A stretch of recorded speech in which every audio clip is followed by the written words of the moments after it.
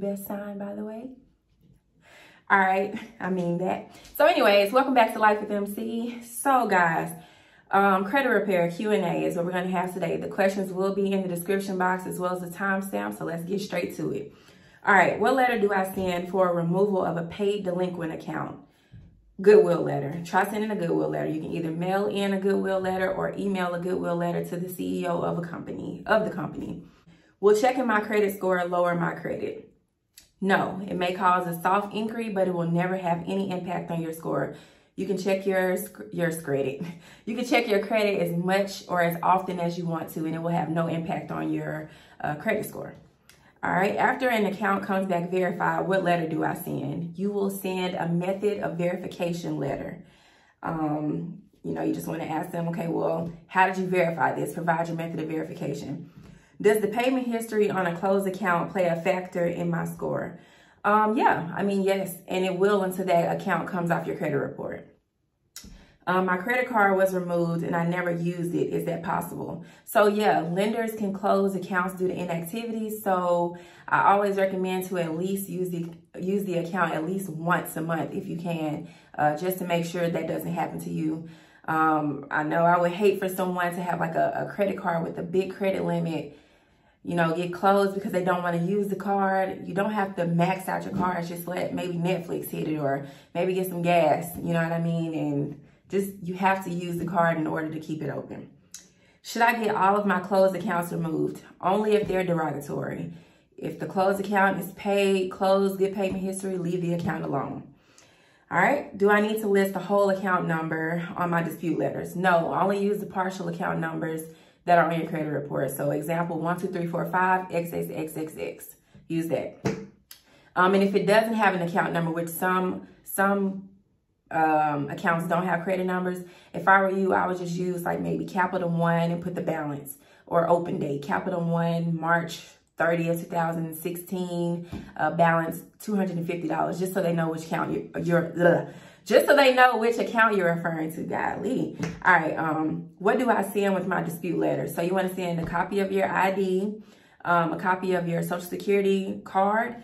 If your ID on your, not your ID, if your address on your ID is not current, you can send a utility bill along with that information until you get your ID updated. Make sure that you date all of your letters. Do not sign any of your letters.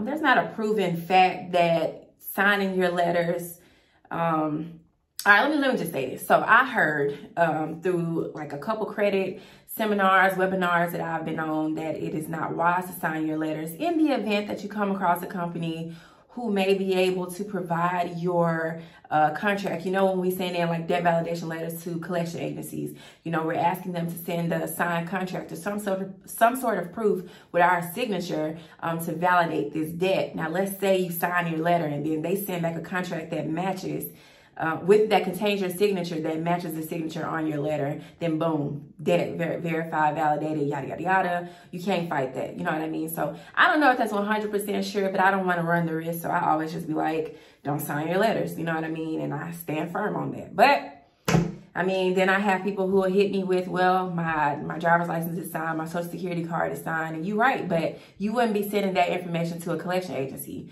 You will only send that into the credit bureau. So don't sign your dispute letters. Moving along. What's the best security card? Capital One, Discover, maybe your bank or credit union. There is no right or wrong answer. There's no right or wrong answer here. How do I remove inquiries from my credit report? So call the bureaus.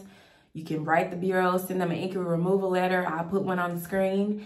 Or you could write the company directly and send an inquiry removal request letter for them or to them.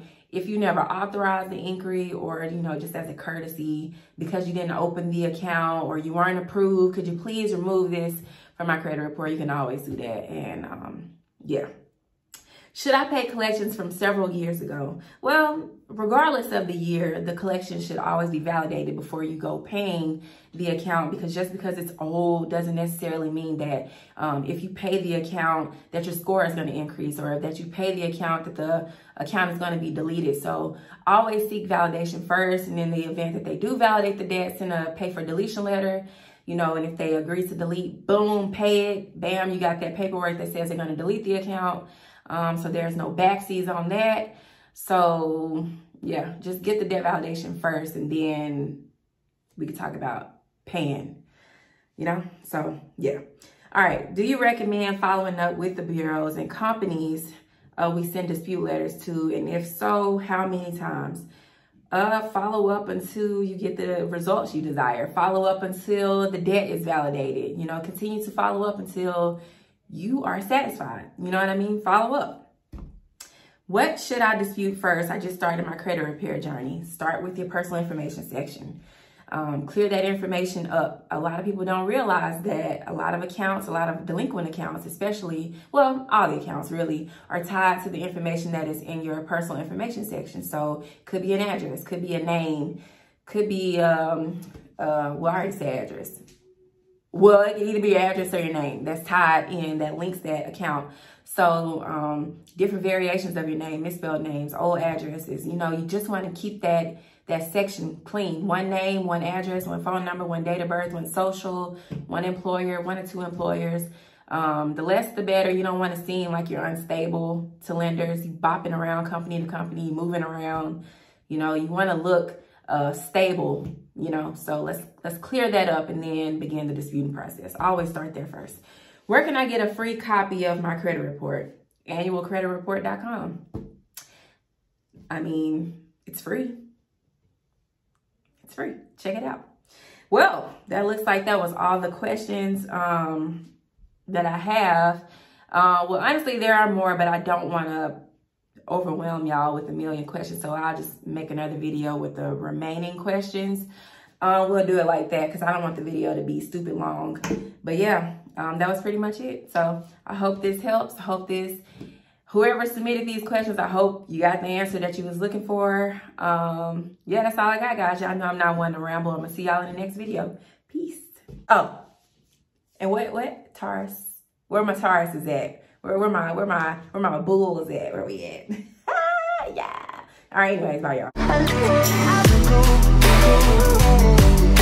y'all.